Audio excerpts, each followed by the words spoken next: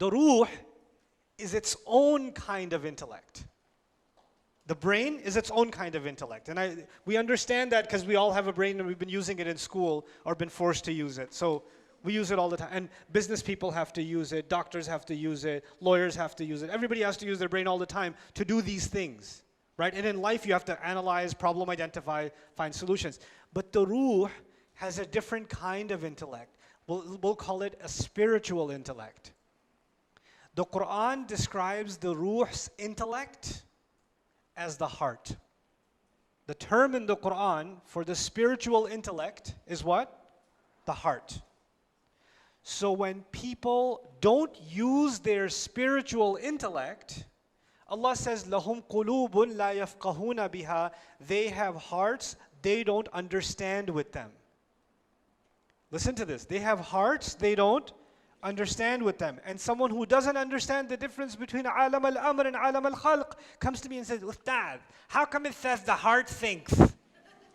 The heart doesn't think, the brain thinks. The Quran is wrong about that, biologically speaking. Yes, Sylvester, you are right about that.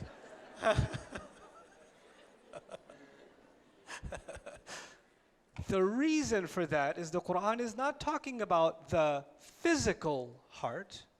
It's talking about the spiritual intellect. And what word did Allah give to the spiritual intellect? Qalb. He gave it the meaning, the qalb. And when people stop using their spiritual intellect, He says their hearts have become hard. Or He says their hearts are covered, they're not using them. Or their hearts are even dead. He even says, إِنَّ فِي ذَلِكَ لَذِكْرَ لِمَنْ كَانَ لَهُ قَلْبٍ. In this Quran, there's a real reminder for someone who actually has a heart. You could be like, but Ustad, everybody has a heart. Yeah, but some people have abandoned their spiritual intellect. They've abandoned their other heart. They're only using this one, not this one. You understand? Okay. Now, it's analyzing. The spiritual heart is also analyzing. But it's not analyzing for food, and it's not analyzing for shelter or clothing or more money. It's not analyzing for that. It's analyzing to fill some other kind of void. Because the physical body gets hungry, the physical body gets thirsty, the physical body has physical, sexual urges, the physical body wants to preserve itself, safety. Those are all needs of the physical body and the physical mind. But the spiritual heart is looking for spiritual food. So you're going to go have the best food with your friends, and you had a great time, but you're feeling an emptiness inside.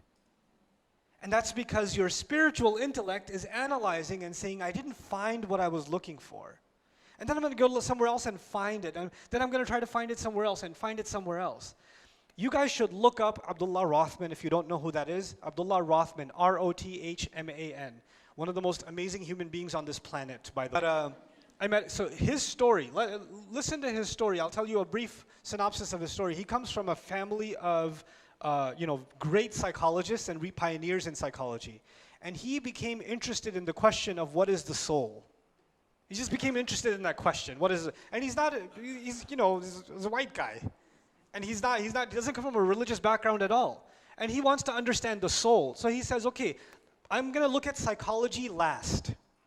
I'm going to look around the world for what people say about this thing they call the soul. So he spends time in a Hindu temple, living with a pandit, dressing like them, eating like them, like the whole 9 yards for a while, a year or more. Then he goes to some shaman in Jamaica and lives in the woods and fishes with a spear and lives among them. Then he spends time in like a Jewish seminary, and he spends time in the church, and he all over. Like, he didn't just go study this stuff. He wanted to get into their spiritual practices, their culture, wanted to understand it from the inside. And he was kind of all done with everything, and he came back to do his master's in psychology. And somebody asked him, did you do Islamic psychology? You look at Islamic spirituality? He goes, really? Islam? And he started looking into it, and he says, this is it. And he took Shahada. And he's head of the Islamic psychology program at Cambridge Islamic College. He studied under a sheikh in Sudan. He got married in Sudan. And mashallah, studied Arabic, studied psychology in depth. And just because of the analysis of the ruh, of wahi. is something inside him seeking. This is something Allah gave inside every human being. Some people are able to silence it more than others, right? But it's inside all of us.